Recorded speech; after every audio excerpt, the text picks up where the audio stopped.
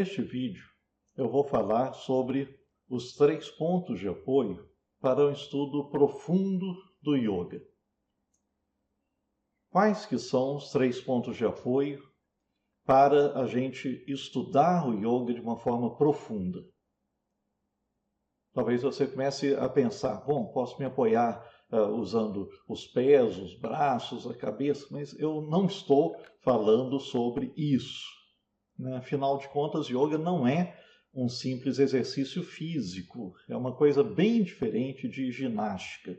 E eu quero falar sobre os 3 pontos de apoio para adquirir um conhecimento sólido e profundo sobre o yoga tradicional indiano, o yoga antigo.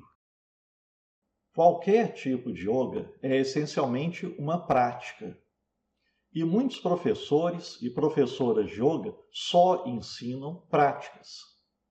É claro que isso é extremamente importante. É um dos 3 pontos de apoio do aprendizado de yoga, mas é apenas um deles. Existem outros 2, que são a teoria e a história do yoga. A teoria ou filosofia do yoga explica o objetivo das práticas e a sua fundamentação, ou seja, por que essas práticas são realizadas de certo modo e não de outro, e a que resultado levam. A história do yoga explica de onde saíram essas práticas e também essa teoria, ou seja, qual é a origem do yoga. E por que esse triângulo é importante? Porque nenhum dos 3 pontos de apoio se sustenta sozinho. É como se fosse um banco com 3 pernas, né? Só com as 3 é que ele vai ficar de pé. Se eu tirar um, se tirar 2, o banco cai. E eu vou dar vários exemplos neste vídeo para você entender a importância desse tripé de apoio do yoga. Meu primeiro exemplo vai ser uma prática do Hatha Yoga tradicional que se chama Dhauti. Não sei se você conhece isso. É um dos 6 tipos de atividades purificadoras, ou Shatkarmani, descritas em uma obra de 500 anos atrás, a Hatha Yoga Pradipika. Eu fiz uma tradução dessa obra um tempo atrás, né? Quem tiver interesse pode ler essa obra, onde se encontra muita coisa sobre essa versão mais tradicional do Hatha Yoga. Bom, mas Dhauti, como é feita então essa prática? Vamos ver a descrição na Hatha Yoga Pradipika. Então, citando a obra. Eis Dhauti, tome uma faixa de tecido com 4 dedos de largura e 15 palmos de comprimento. Umedecida com água morna, engolindo-a conforme as instruções do guru. Depois, puxe-a de volta. Isso é Dhauti Karma. Bem, deve ter dado para entender, né? A pessoa pega uma faixa de tecido, a largura é aproximadamente 10 centímetros, né? 4 dedos de largura, mais ou menos isso, 10 centímetros, e 15 palmos é mais ou menos 3 metros. Aí a pessoa molha a faixa em água morna e vai engolindo, até deixar só uma pontinha da faixa de tecido para fora. Ela não está comendo o pano, né? Não vai engolir totalmente, né? Fica uma ponta para fora. Mas, lembrem-se, o tamanho da faixa é 3 metros, vai muito tecido para dentro, né? E vai até o estômago. Depois, a pessoa puxa a faixa para fora. Para fazer essa prática, às vezes para facilitar, né, isso não está descrito aqui naquele texto que eu citei, mas às vezes para facilitar, a pessoa também vai tomando pequenos goles de água enquanto está engolindo o tecido, para facilitar a descida do tecido.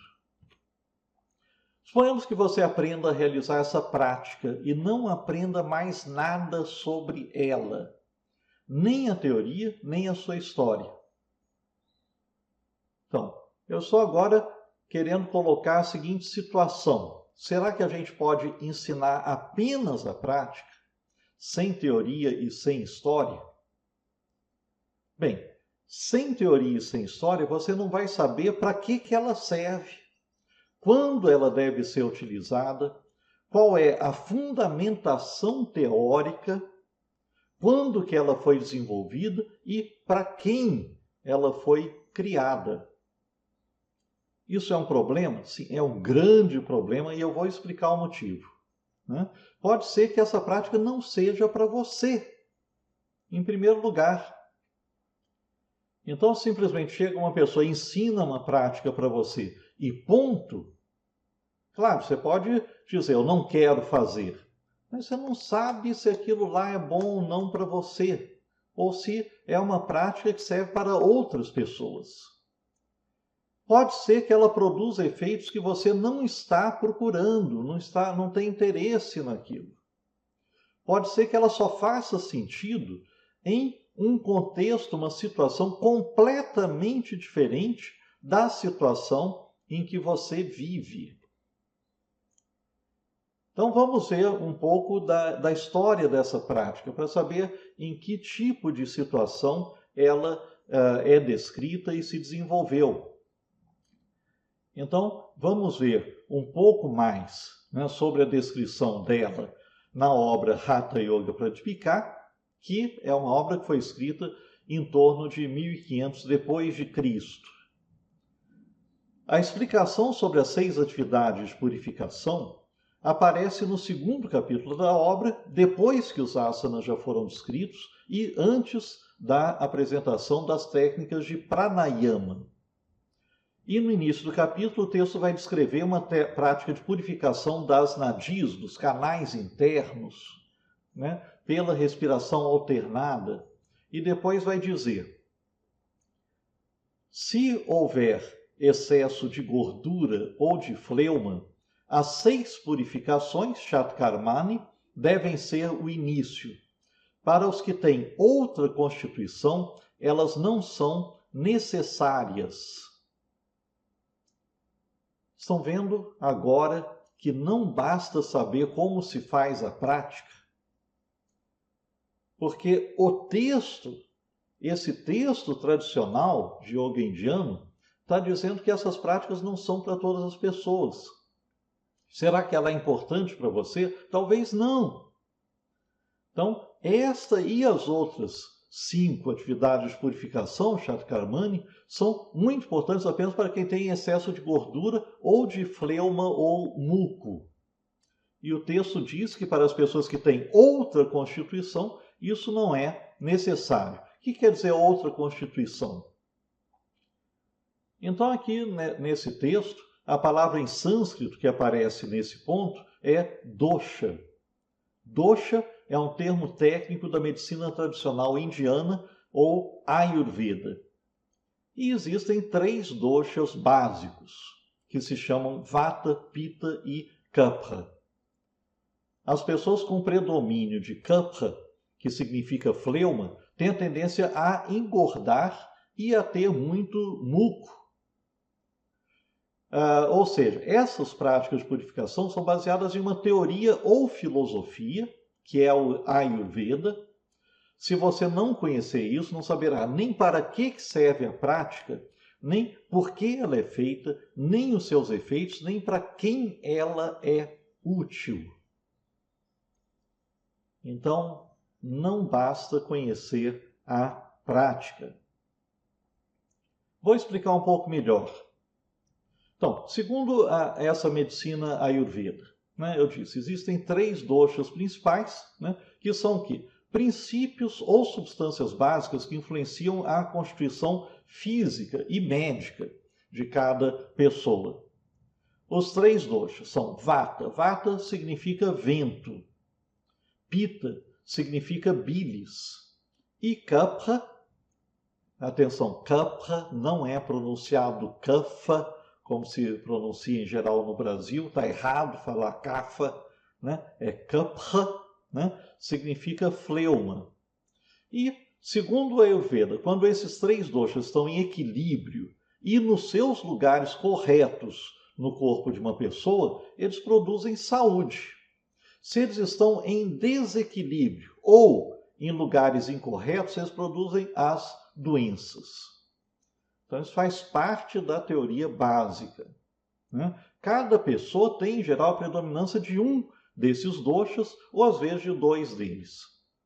E isso determina a sua constituição física e os principais tipos de doenças que costumam acontecer com essa pessoa. Depende, então, uma pessoa que é do tipo Vata, tem determinadas doenças que são mais comuns para ela. Se é do tipo Pitta, né, tem doenças mais comuns. Se ela é Pitta Kapha, então são outras doenças. Tá? Bem, o caso mais importante para o tema das 6 práticas de purificação é o do predomínio de Kapha ou fleuma. Kapha, na tradição indiana, está associado aos elementos terra e água. E a gordura e o muco são manifestações de Kapha. Então, considera-se, dentro dessa tradição, que as pessoas que estão com excesso de gordura ou que têm muito catarro estão com excesso de Kapha. E as 6 purificações do Hatha Yoga tradicional servem para retirar esse excesso.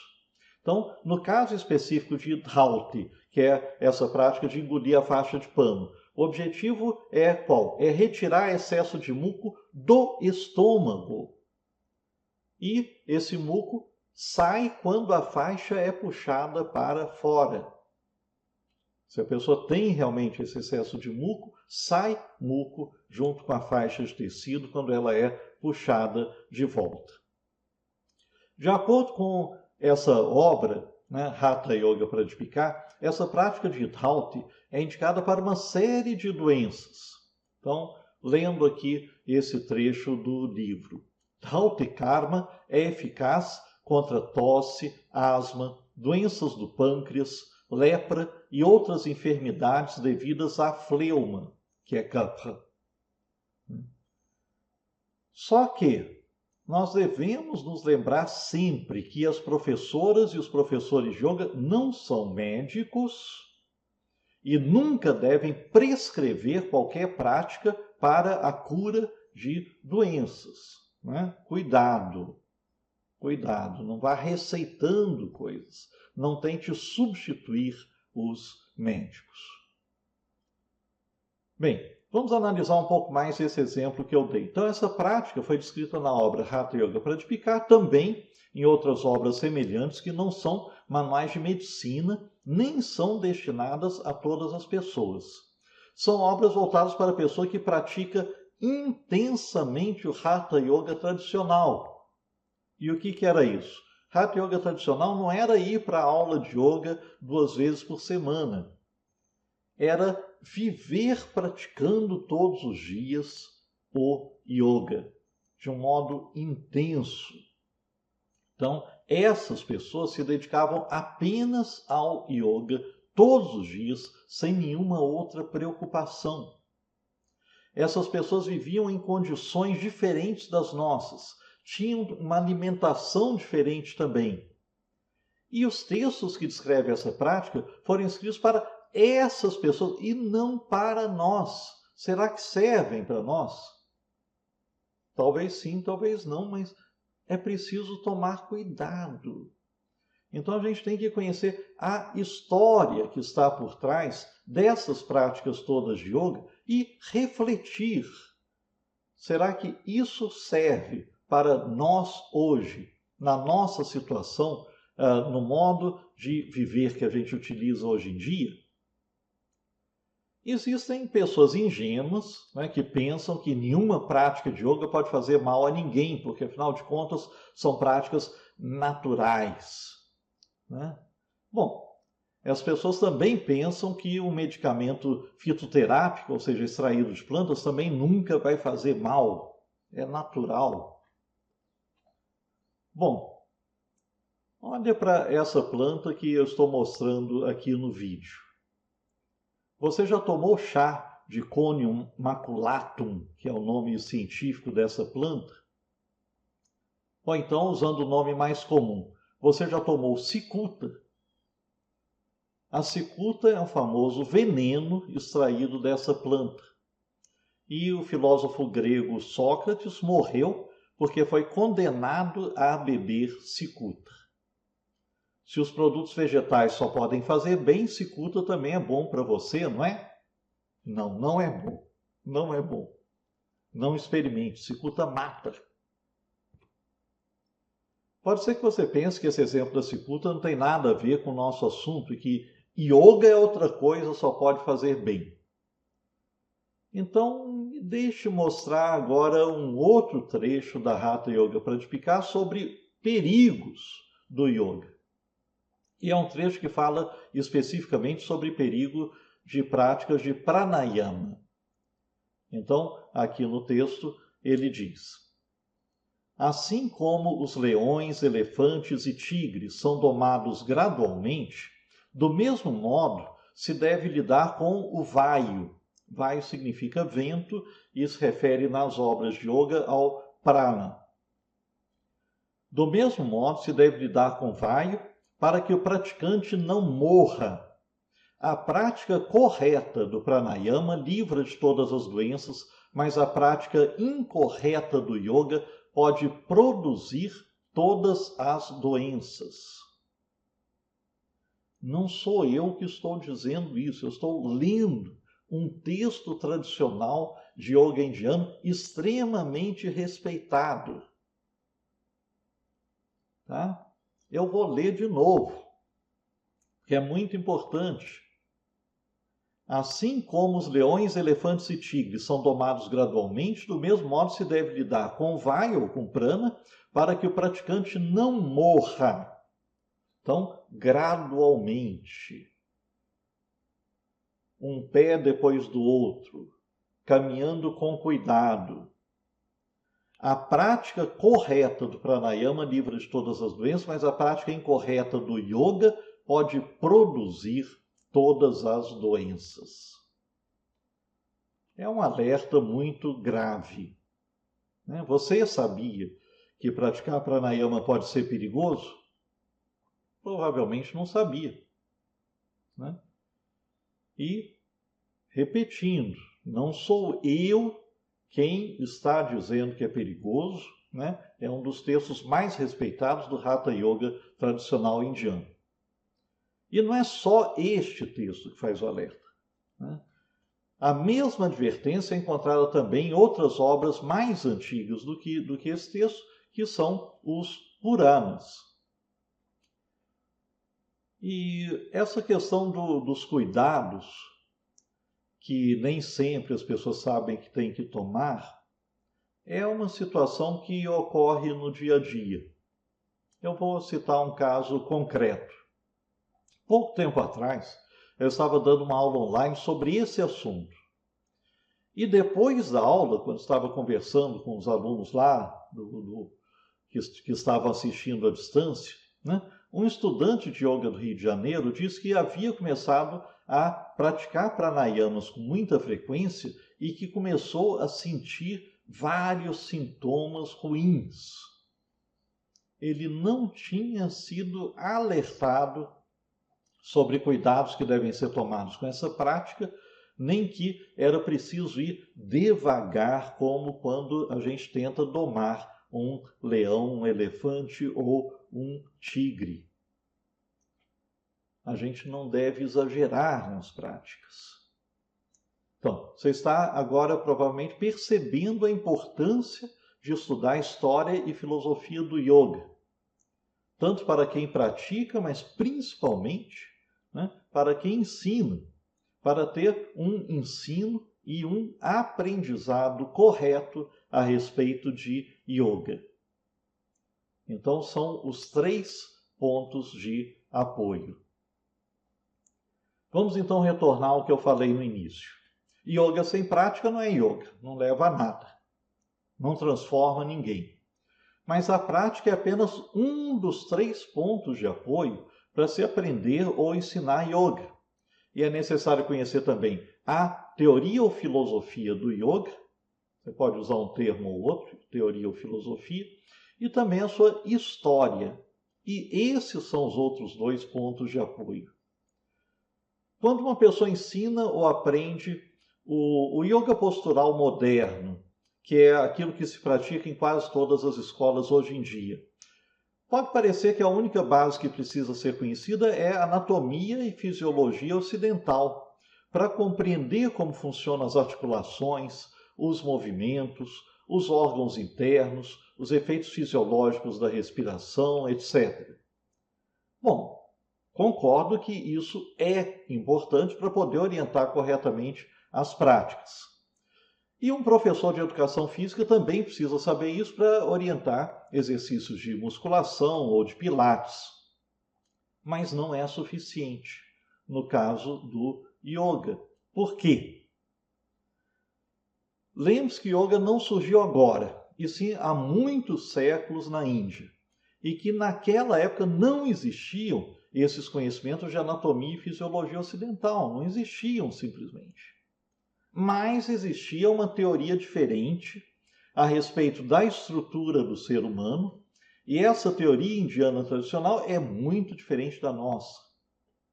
Ela fala sobre os vários níveis que nós temos, desde o corpo físico até o nosso núcleo mais interno, que é o Atman, o eu mais interno.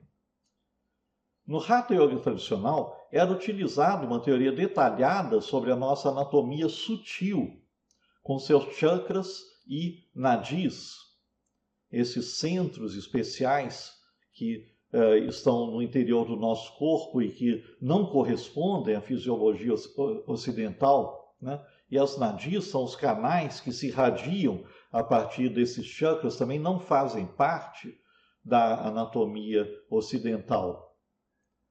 E uma fisiologia diferente da nossa, falando sobre os pranas e os seus efeitos. Então, essa, na verdade, é a base teórica do Hatha Yoga indiano original.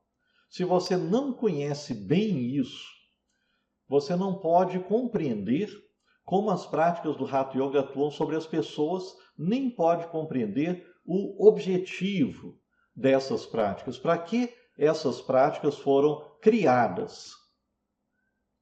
Mas, ok, estou falando, é importante conhecer chakras e nadis, mas não basta pegar qualquer livrinho recente sobre chakras e começar a estudar isso. Por quê? Porque praticamente todos os livros modernos são muito ruins, muito fracos, contêm uma quantidade enorme de erros e de tolices, como, por exemplo, dizer que os 7 chakras principais estão associados às 7 notas musicais e às 7 cores do arco-íris.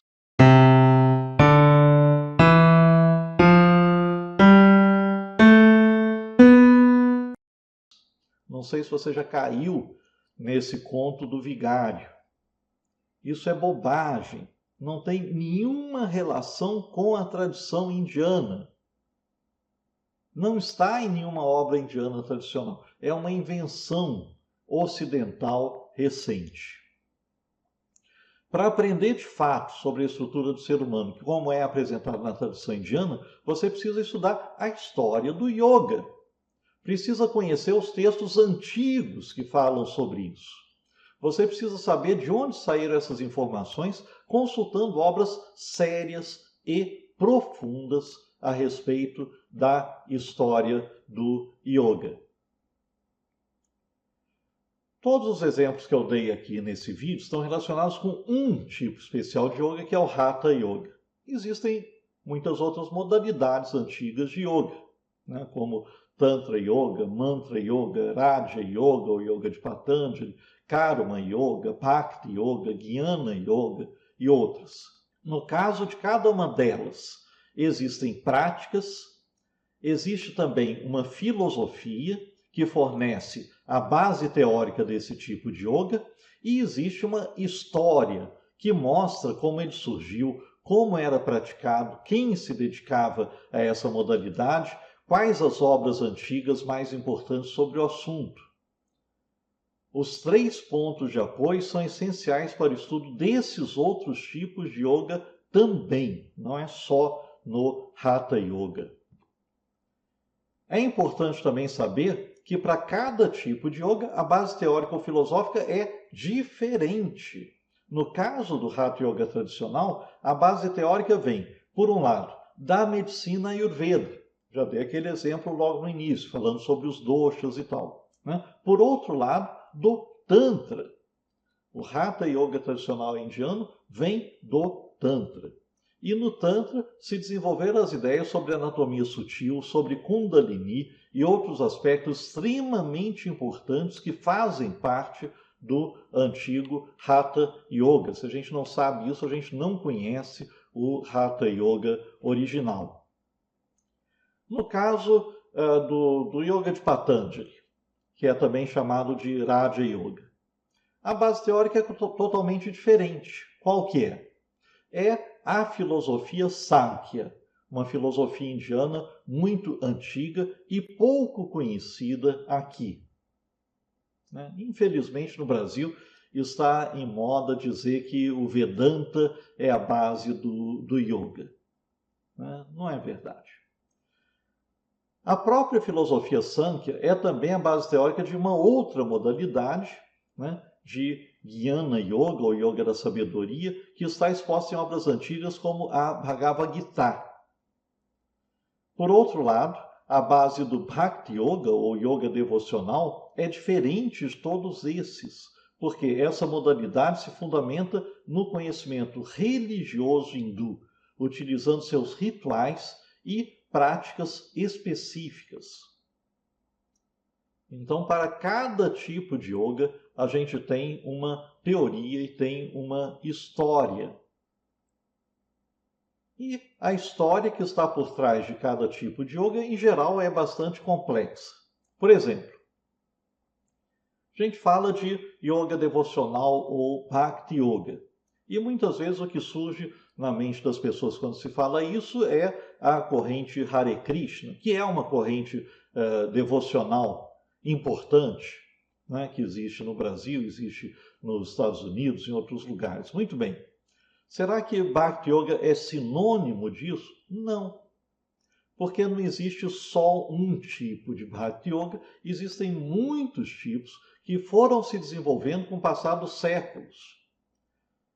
E a obra mais antiga que se conhece, que apresenta essa modalidade de yoga, não é a Bhagavad Gita, como muitos pensam, mas sim a Shvetashvatara Upanishad, que ensina a devoção a Shiva, e não a Krishna ou Vishnu, a Shiva, como sendo um caminho para a libertação espiritual.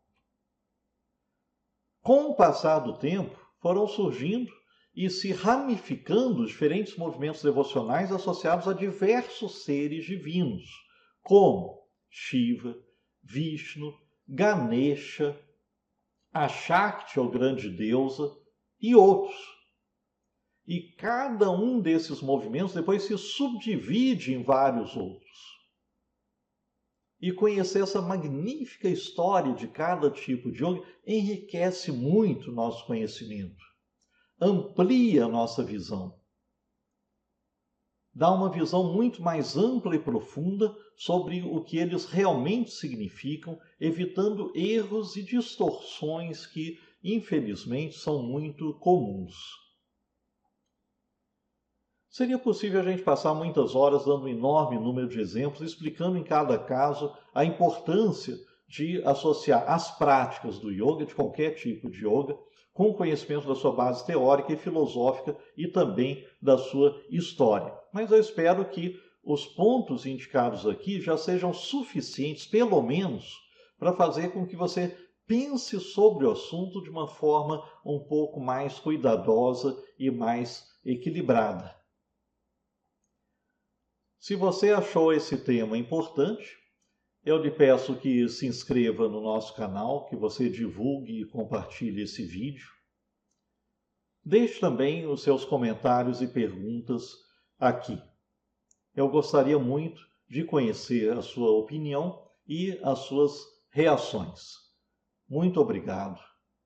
Namastê.